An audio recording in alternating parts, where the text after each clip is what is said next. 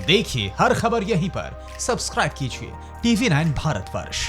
आज फिक्र आपकी में बात उस गैंगस्टर की जो खाकी वालों का खून करके भी कई लोगों की मदद से अपनी जान बचाने में की चाल में कामयाब हो गया है। पुलिस भले ही गैंगस्टर विकास दुबे को गिरफ्तार बता रही हो, लेकिन यह सीधा सीधा सरेंडर से ज्यादा कुछ नहीं लगता।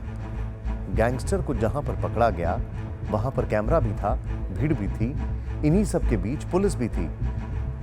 और तो और पकड़े जाने के बाद गैंगस्टर ने एलानिया अंदाज में यह भी कहा कि मैं विकास दुबे हूं, कानपुर वाला।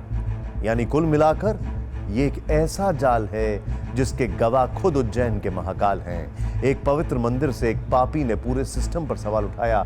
सवाल यह कि अगर सिस्टम ही गैंगस्टर का मददगार बनेगा तो देश की फिक्र कौन करेगा? समाज के इस खतरनाक ताने बाने को कौन तोड़ेगा?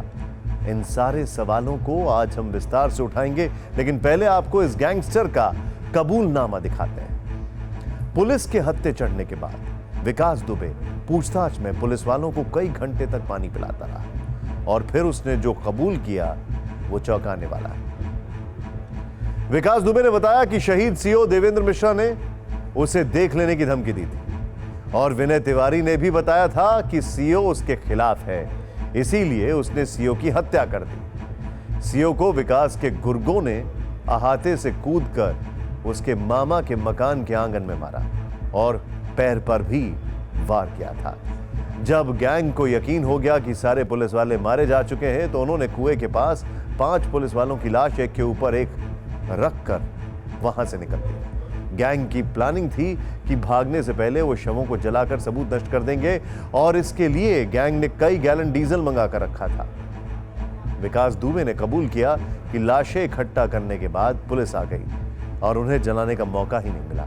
ये उसका कबूलनामा है जिसमें खाकी के खून में खाकी पर ही लग रहा है दाग। अब पहले से भी ये साफ दिखने लग गया है ये दाग। इससे पहले कि आगे बढ़े आपको दिखाते हैं सिस्टम को शर्मसार करती विकास दुबे की सरेंडर की रिपोर्ट।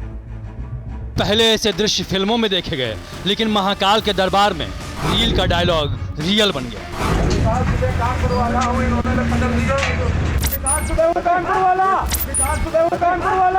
8 पुलिस वालों की हत्या का मास्टरमाइंड यूपी का मोस्ट वांटेड हिस्ट्री शीटर,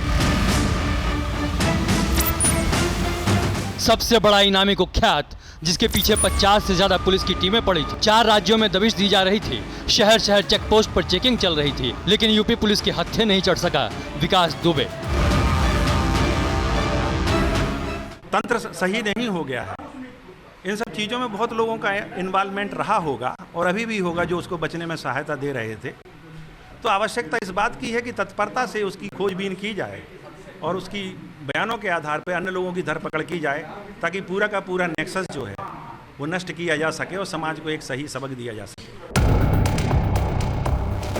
सुना आपने, शहीद पुलिस वाले के घर वालों को भी यकीन नहीं हो रहा कि जिसके माथे पर यूपी के 8 पुलिस वालों को शहीद करने का कलंक चस्पा हो, वो कानपुर से फरीदाबाद और फिर मध्य प्रदेश के उज्जैन तक पहुंच जाता है और सैलून जाकर, बाल कटाकर, मूछें सेट कराकर, नहा धोकर महाकाल के दरबार में पूजा पाठ करता मिलता है।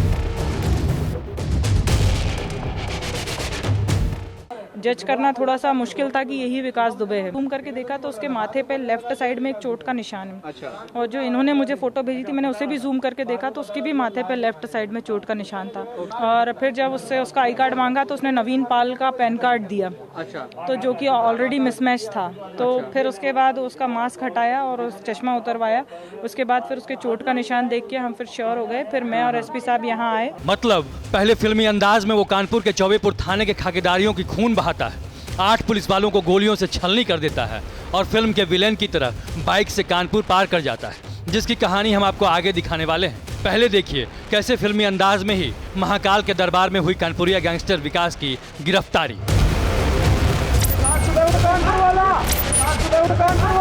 8 पुलिस वाले को जो उन्होंने मारा है, जान ले ली उनकी, उनके परिवार को बर्बाद कर दिया है, तो मेरे को गुस्सा था। फिर उसने मेरे को भी धक्का दिया, मेरे को भी गिरा दिया, तो फिर मैं उठा, फिर उसको 2 चापड़ मार दिए मैंने। ये बताना चाह रहा हूँ कि पुलिस कमजोर नहीं है। बस पुलिस को अगर कोई मारेगा तो पुलिस जो है हाथ पे हाथ धर के नहीं बैठेगी। विकास दुबे ना तो यूपी पुलिस के रडार में आया, ना ही हत्थे चढ़ा।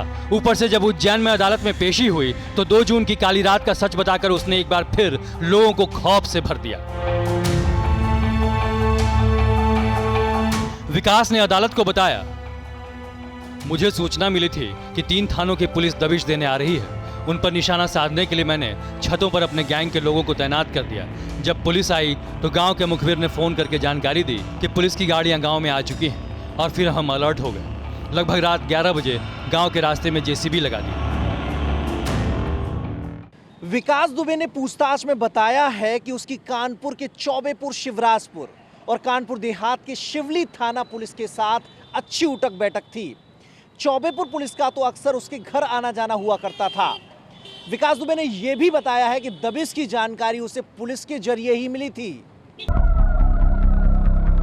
उस रात खूनी खेल खेलने के बाद गैंगस्टर विकास दुबे ने पुलिस कर्मियों के शवों को इकट्ठा करवाया, एक जगह एक के ऊपर एक डेड बॉडी डाल दी और डीजल डालकर उन्हें जलाने की प्लानिंग की।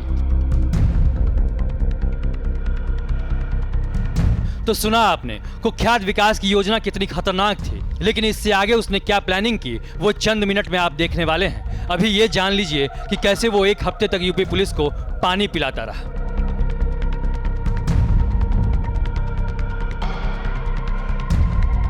सात दिनों तक अखबारों की सुर्खियां बना रहा विकास दुबे। 7 दिनों तक टेलीविजन पर उसका चेहरा बार बार दिखाया जाता रहा। जिस कुख्यात दुबे को पूरा हिंदुस्तान पहचान गया, उसे सबसे बड़े सूबे की पुलिस नहीं पकड़ पाई।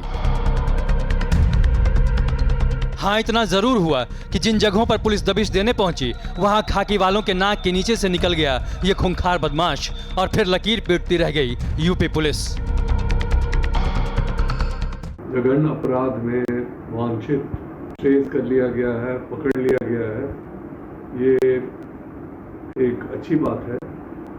लेकिन मेरे हिसाब से बेहतर तो ये होता कि कहीं पुलिस से उसका मुकाबला होता, मुठभेड़ होती और उस मुठभेड़ में वह मारा जाता। एक शहर से दूसरे शहर और एक राज्य से दूसरे राज्य हजारों पुलिस वालों की पलटन को एक अकेला विकास दुबे पानी पिलाता रहा। विकास के पीछे यूपी पुलिस के 50 थानों की पुलिस पड़ी रही और दावा यहाँ तक था कि जिसने भी 8 पुलिस वालों को खून बहाया उन पर कार्रवाई मिसाल बन जाएगी।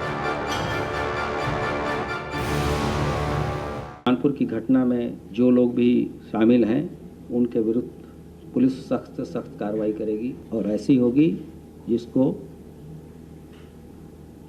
जिन्होंने इस तरह की हिम्मत की है उनको हमेशा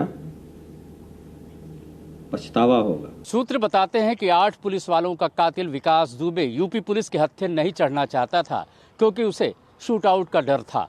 वो सरेंडर करना चाहता था ताकि उसकी जिंदगी बच सके। इसके लिए उसने दिल्ली के पास फरीदाबाद में शरण ली, लेकिन पुलिस पीछे पड़ी तो वो आगे बढ़ गया। हाँ, इतना जरूर हुआ कि 7 दिनों में यूपी पुलिस ने एक एक कर विकास दुबे गैंग के 6 लोगों का सफाया कर दिया। करीब 1 दर्जन से ज्यादा साथियों को सलाखों के पीछे पहुंचा दिया, लेकिन कानपुर कांड के मास्टरमाइंड विकास दुबे को यूपी पुलिस नहीं पकड़ पाई।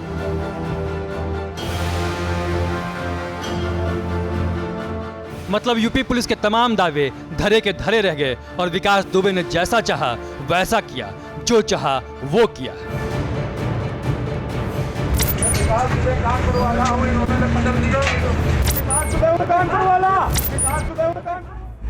अड़ी सोमवार से शुक्रवार शाम 6 बजे सिर्फ TV9 भारतवर्ष पर।